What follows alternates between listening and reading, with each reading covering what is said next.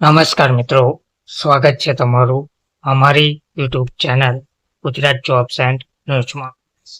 મિત્રો, ઘણા લાંબા સમયથી આંગણવાડી બહેનો પગાર વધારાને લઈને માંગ કરી રહ્યા છે. આંગણવાડી બહેનોના પગાર વધારાને લઈને વધુ એક મહત્વની અને નવીનતમ અપડેટ સામે આવી છે.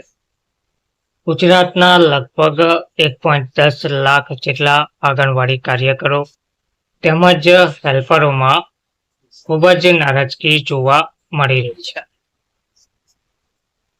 ગુજરાત સરકાર દ્વારા લાંબા સમયથી માંગ કરવામાં આવી હોવા છતાં પણ આંગણવાડી બહેનોના પગારમાં વધારો કરવામાં આવતો નથી.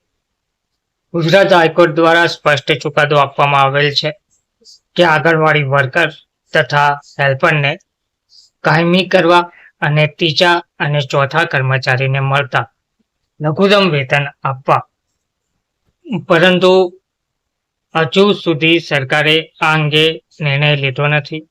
અગાઉ બજેટ રજૂ કર્યું, તેમાં પણ કોઈ જાહેરાત કરી નથી.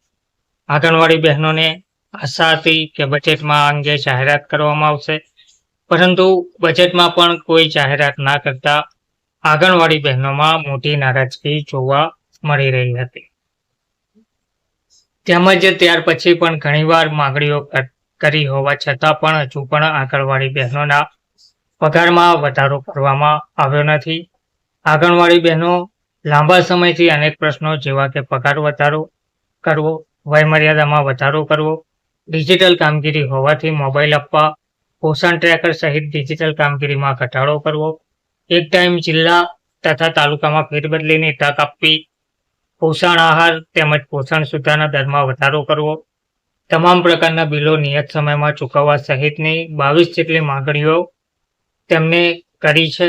ગુજરાત આંગણવાડી કર્મચારી સંગઠન સાથે બેઠક પણ યોજવામાં આવી છે. તેવી પણ માંગ સાથે મુખ્યમંત્રીને આવેદનપત્ર આપવામાં આવ્યું છે. હવે જોવાનું એ રહેશે કે આ અંગે ક્યારે નિર્ણય લેવામાં આવશે, આંગણવાડી બહેનોના પગારમાં ક્યારે વધારો કરવામાં આવશે. ધન્યવાદ.